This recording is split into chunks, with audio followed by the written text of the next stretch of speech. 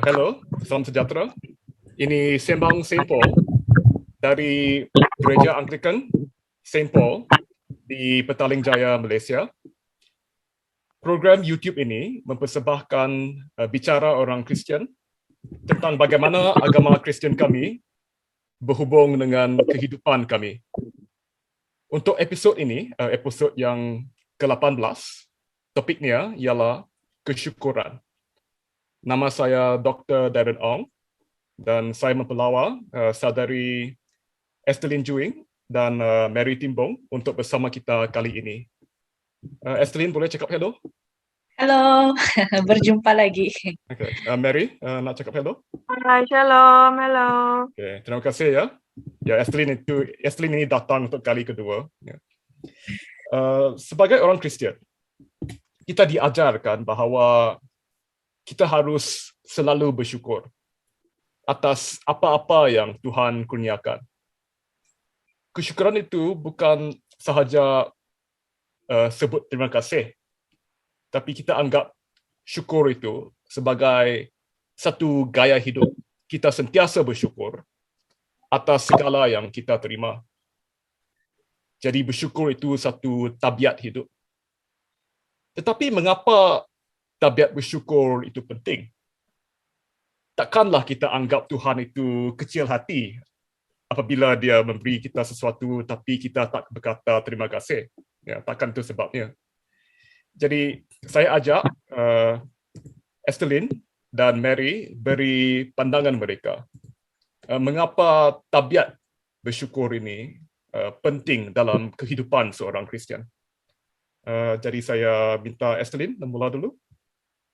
Oke, pertama sekali saya mau berterima kasih karena diundang sekali lagi untuk berkongsi pendapat tentang topik kesyukuran.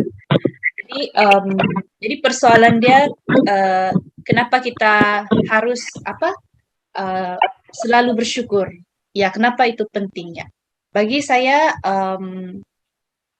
kenapa kita harus bersyukur itu merupakan satu perintah Tuhan lah. Ini saya rasa semua pun pernah dengar 1 Tesalonika pasal 5 ayat 18, ayat yang populer sekali cerita tentang bersyukur. Oke, dikatakan mengucap syukurlah dalam segala hal, sebab itulah yang dikehendaki Allah di dalam Kristus Yesus bagi kamu. Dan di sini kita diperintahkan untuk bersyukur dalam segala hal. Jadi bukan saja dalam hal-hal yang baik yang kita dalam hal-hal yang menerima berkat-berkat, tapi even apabila kita mengalami sesuatu yang mungkin bagi kita itu sesuatu tragedi, kita tidak boleh terima. Sampai satu tahap mungkin kita ada sikap untuk mempersoalkan Tuhan. Tapi bila kita pegang kepada janji Tuhan dalam Roma 8 ayat 28, dikatakan kita tahu sekarang bahwa Allah turut bekerja dalam segala sesuatu untuk mendatangkan kebaikan bagi mereka yang mengasihi Dia, yaitu bagi mereka yang terpanggil sesuai dengan rencana Allah. Jadi kita yakin kerana karakter Tuhan, Dia selalu inginkan memberi yang terbaik untuk kita. Jadi atas dasar inilah kita mau lagi bersyukur kepada Tuhan. Ya, seperti mana mendiang Bill Bright, yaitu pengasas Campus Crusade lah, dia selalu ajarkan inilah, dikatakan the best way to demonstrate faith is to say thank you. Cara yang paling terbaik untuk kita demonstrasikan iman adalah dengan berterima kasih. Ya, jadi saya percaya ada banyak ini adalah antara sebab yang utama lah, kira kukuh untuk mendorong kita semua kenapa kita mau mengucap syukur untuk segala perkara. Itu respon dari saya. Terima kasih. Okay. Terima kasih, Estelin. Mary, untukmu soalan yang sama. Mengapa penting dalam hidup Kristian untuk mengamali tabiat bersyukur ini? Mary, sekarang Anda sedang mute. Okay. First time. Okey, mengapa tabiat bersyukur itu sesuatu yang sangat penting bagi kita secara pribadi? Dia mengingatkan saya kepada satu ayat dalam Efesus pasal 5 ayat 5. Bersyukurlah senantiasa, kata dia, dalam segala perkara baik atau buruk.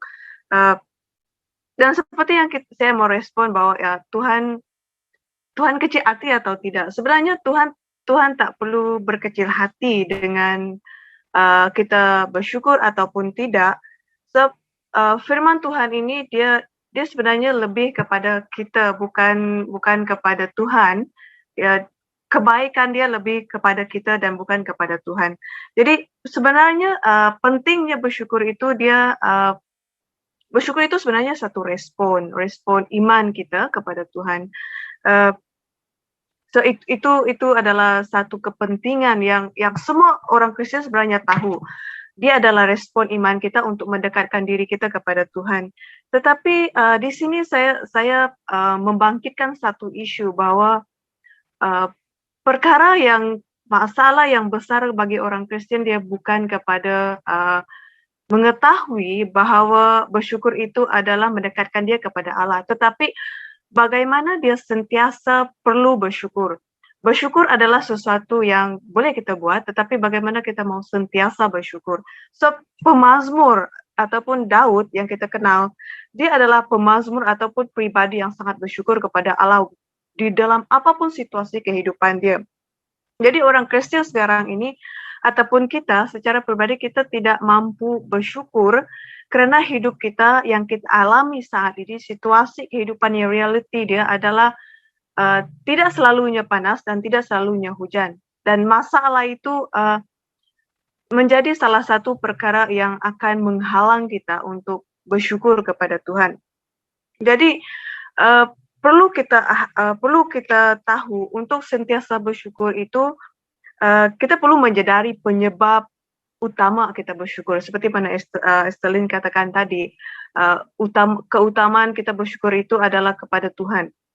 Jadi bersyukur kepada Tuhan sebagai kepribadian dia, yaitu Tuhan sebagai pribadi yang kekal, yang jitu, yang identiti Tuhan itu sendirilah yang menjadikan puncak utama kita ataupun penyebab utama kita untuk bersyukur. Sebab kalau kita bersyukur kerana situasi dalam hidup kita tidak akan mampu sentiasa bersyukur. Sebab bila masalah datang, kita tidak mungkin akan bersyukur kepada Tuhan. Kerana itu sesuatu yang tidak logik. Apabila kita bersyukur kerana Tuhan bagi kita masalah, bersyukur kerana kita diserang sakit penyakit, bersyukur kerana sekarang keluarga kita dalam masalah, itu perkara yang orang Kristen sebenarnya hadapi saat ini. Reality mereka bagaimana mau sentiasa bersyukur. Jadi saya membawa kita berfikir mengenai bersyukurlah kepada kepribadian Tuhan. Kepribadian Tuhan itu kekal. Kepribadian Tuhan itu tidak akan berubah. Contohnya dalam mengasihi. Bagaimanapun kelemahan kita, kejahatan kita, keburukan kita, kasih Allah itu tidak berubah. Dan kemahatauan Allah, keberadaan Allah itu ada untuk kita. Jadi pengampunan Tuhan itu juga tidak bersyarat dengan kita. Jadi bersyukurlah apabila kita di dalam apapun situasi, bukan kerana masalah yang kita hadapi, tapi bersyukur kerana Allah berada dengan kita. Allah di pihak kita. Sebab itu kadang-kadang kita tidak dapat menerima keburukan yang datang dalam hidup kita. Sebab kita bersyukur berdasarkan situasi. Kita tidak bersyukur berdasarkan Allah sendiri.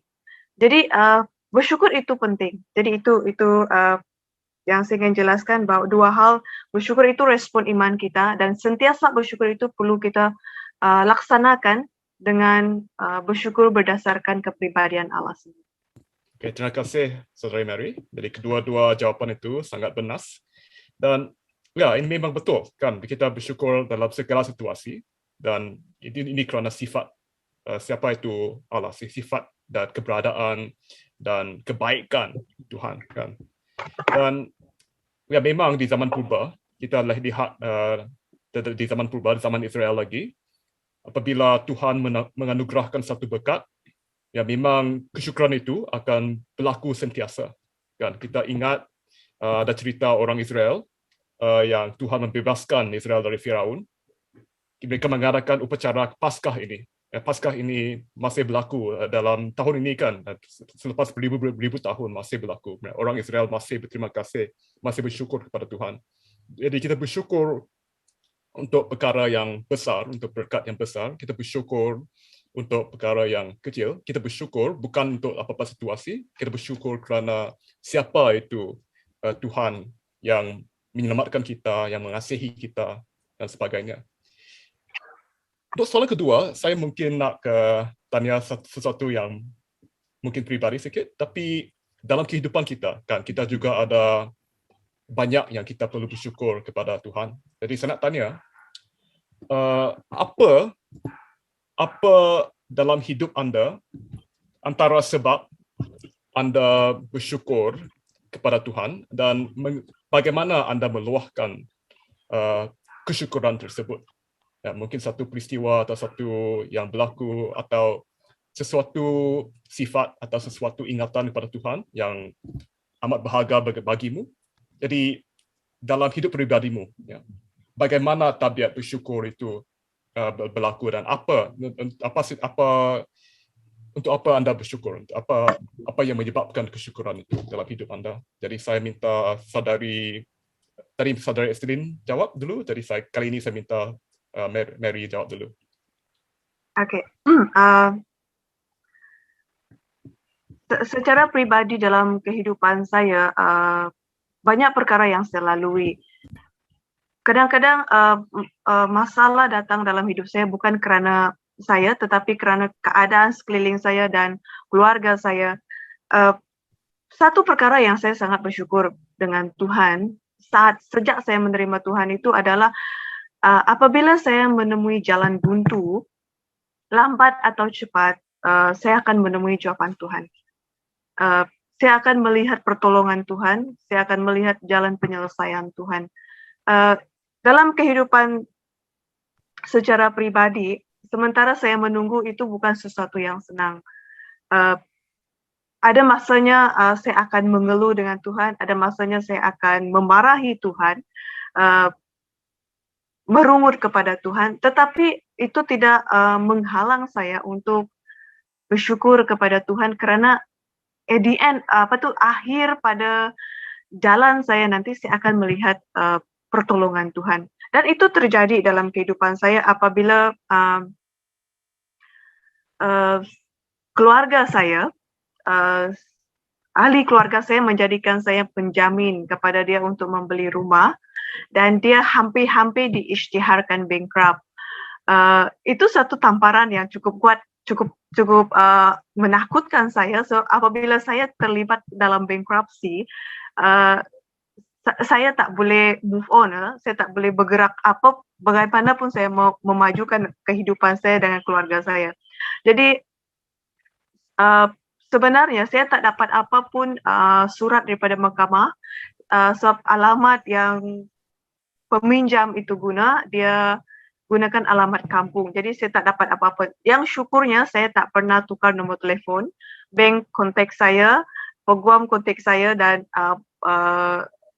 tinggal beberapa hari lagi untuk kami perlu dihadapkan ke mahkamah untuk diisytiharkan bankrupt. Jadi pada saat itu saya macam macam satu kegelapan muncul dalam kehidupan saya yang sangat menakutkan saya. Jadi saya tak tahu bagaimana harus saya menyelesaikan. Saya cuba berbincang sekali lagi dengan pihak bank. Sementara saya berdoa, saya melihat, saya mau lihat mujizat Tuhan pada waktu itu. Saya mau melihat cara Tuhan. Dan sepanjang saya berdoa menunggu jawapan Tuhan, bagaimana harus saya menyelesaikan masalah itu. Saya terlihat kebakaran yang tidak jauh daripada rumah kami. Dan saya melihat ada anggota bomba yang ditelepon datang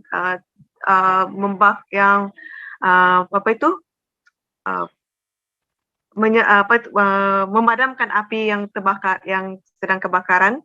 Jadi saya melihat itu anggota itu sangat kecil dari jauh dan terdetik di hati saya berkata-kata, walaupun kamu tidak melihat penyelesaian dia sekarang, tapi kamu sedang melihat api yang cukup marak besar, bankruptcy sedang hampir-hampir melanda kamu. Dalam hati saya berkata, ada angel ataupun ada malaikat-malaikat kecil sebenarnya sedang berusaha, sedang membantu di belakang tabir yang saya tak nampak.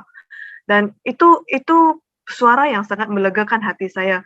Dan saya pihak bank ataupun peguam dia telepon saya balik, kami discuss berapa harus dibayar untuk menghentikan proceeding mahkamah, dan pihak bank memberikan tolak ansur sehingga kami dapat membayar sesuai dengan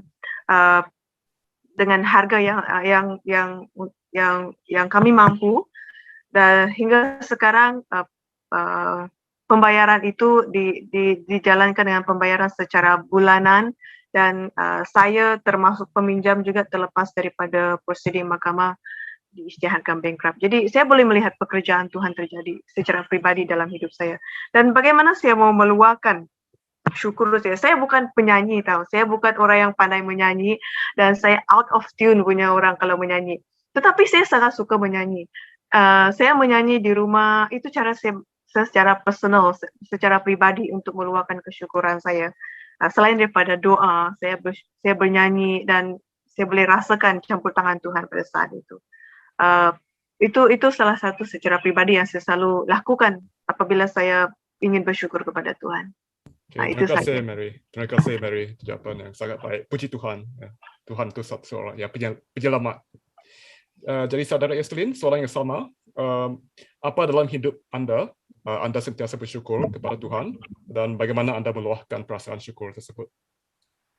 Ya, seperti bila saya dengar cerita Sis Mary atau Pastor Mary,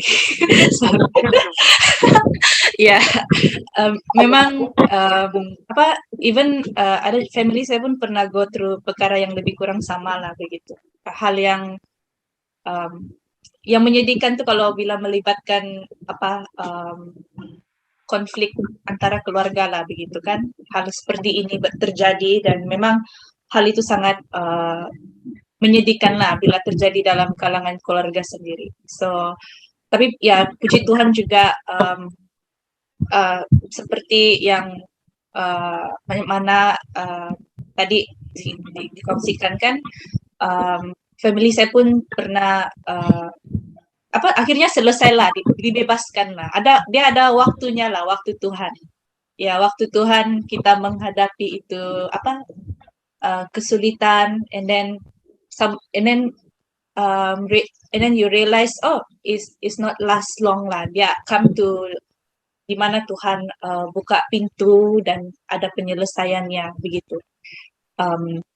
Ya, ini saya juga pernah observe dan pernah sendiri alamilah dalam keluarga. Tapi untuk hal pribadi, mungkin satu perkara yang mungkin instead of macam share benda-benda yang baik kan, mungkin salah satu perkara yang sangat real lah is as a macam single woman begitu kan. One thing yang somehow kita mau belajar untuk bersyukur adalah even bersyukur waktu Tuhan itu bila kamu single, bila kamu ada yang berkahwin. I mean, ini salah satu contoh lah untuk saya secara pribadi lah. Ya, sebab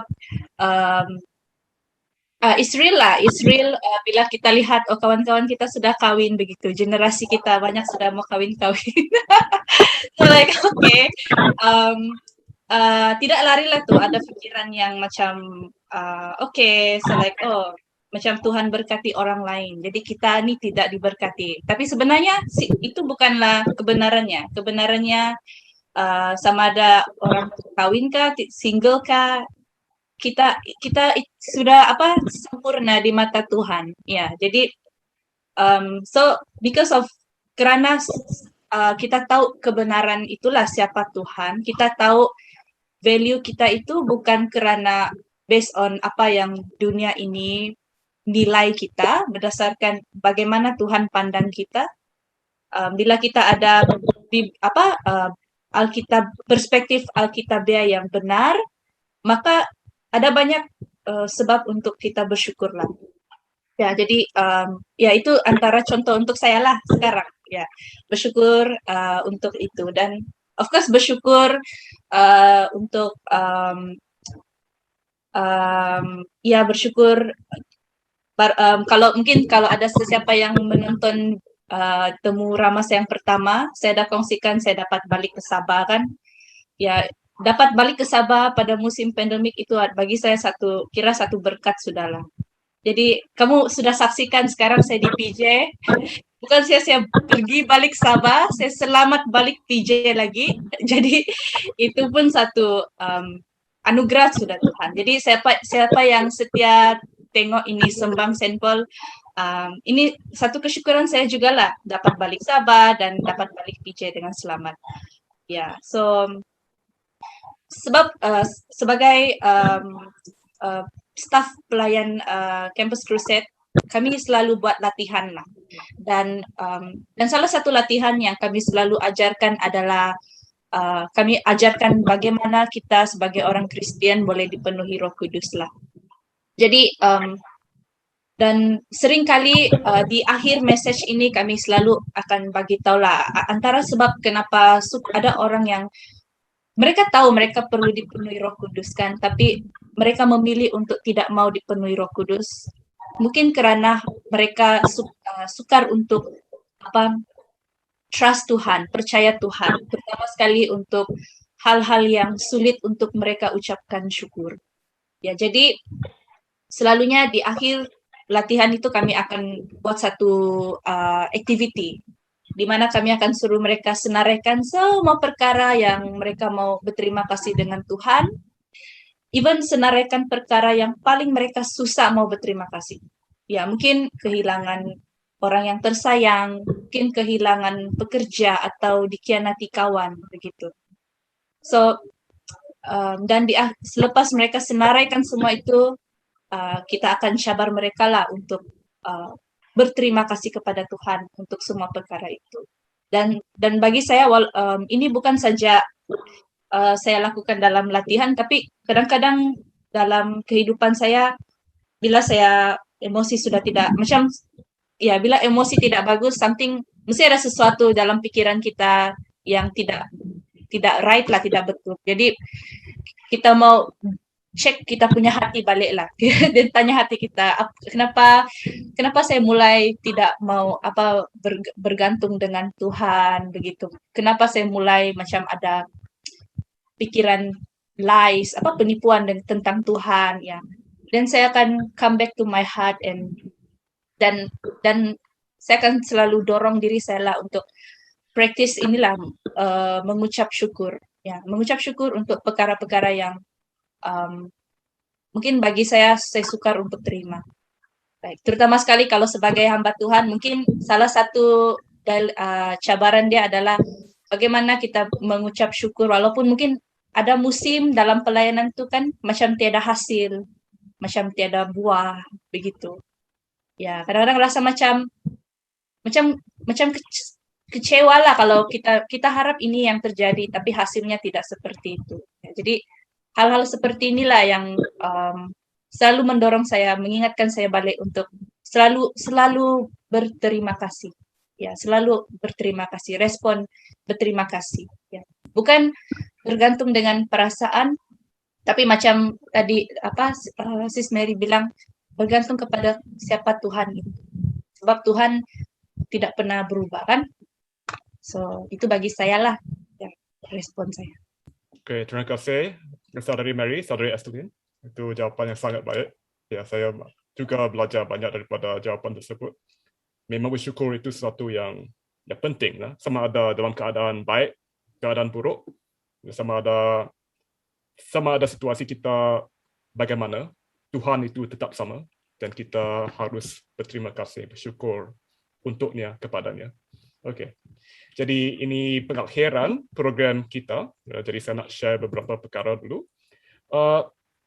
Ini seperti saya kata pada permulaan, ini satu program dari St. Paul's PJ. dan ini website kita, simplepj.org.my. Jadi kita juga ada pelayanan dalam, kita ada program dalam bahasa Melayu, bahasa Inggeris. Ya. Jadi kita kalau nak kontak kita boleh guna website ini. Okay. Terutamanya kedua-duanya Mary dan Estelin bekerja dengan pelajar universiti. Jadi kalau anda mengenali pelajar universiti di Lebah Kelang, boleh kontak kita. Kita ada program untuk mereka juga. Kita boleh belajar bagaimana nak memperbaiki iman kita, bagaimana kita nak lebih rapat lagi dengan Yesus Kristus. Ya, jadi kita ada ministry sini, Youth Adult Outreach Mission. Ya. Jadi seperti saya ingatkan, Estelin itu juga seorang yang bekerja untuk Campus Crusade. Jadi kita boleh juga hubungi kalau anda berminat untuk terlibat dalam Campus Crusade. Kalau anda mengenali sesiapa pelajar universiti atau ya yang nak terlibat, kita boleh juga hubungi kita. Jadi Simples juga melibatkan diri dalam usaha tersebut. Okey, jadi sekarang Simples sudah bermula mengadakan servis di gereja. Setelah setahun lepas kami selalu online, tapi kita juga sedang balik. Jadi BM juga adakah servis BM sudah mula tak di gereja? Mary, Estelin tahu tak? BM mereka ada saya rasa ada start sudah kebangkitan fizikal. Okey, sudah jadi fizikal. Okey. Jadi ya. Kalau di chapel belum ada new building, jadi masih lagi online service. Okey. Ya, jadi masih ada lagi online service, tapi mungkin akan berlaku dalam masa depan lagi kita boleh adakan fizikal. Okey, itu saja. Terima kasih lagi. Jadi kita nak sebutkan satu doa. Jadi saya cari doa ini daripada website Anglican di Sabah. Ya, di satu doa syukur yang ya, jadi saya boleh berdoa menurut ini sebagai satu penutup. Okay. Mari kita cakap syukur dan pujian kepada Allah kerana Dia taat dan setia kepada firman-Nya. Apabila kita merendahkan diri di hadapan-Nya dan berbalik daripada pemberontakan kita, Dia akan mendengar doa-doa kita, memulihkan kita. Mari kita ucap syukur dan pujian kepada Allah kerana Dia taat dan setia dan boleh dipercayai bahawa Dia sekali-kali tidak akan membiarkan dan meninggalkan kita. Kita ucap syukur pada Tuhan atas kasih dan persekutuan yang kita kongsi dalam Kristus di gereja. Bahkan selama kita beribadah secara online bersama-sama. Kita bersyukur pada Allah kerana ramai telah sembuh daripada jangkitan COVID-19, terutamanya di negara ini, di mana kita dapat lihat lebih banyak orang yang sembuh dari virus daripada jangkitan baru. Kita ucap syukur pada Allah atas pembekalannya, roh, jiwa, tubuh, dan bekal-bekal pada masa kepulauan kita. Ya, kita luangkan masa untuk memuji Allah dan menyembahnya untuk pengharapan yang kita ada di dalam Allah yang mengasihi kita dan terus menyediakan bagi kita. Ya, itu saja daripada sembang Simpel kali ini. Ya, jadi saya mempelawa Mary dan Estelin kata bye-bye. Okay, Mary? Boleh selamat tinggal pada penonton kita?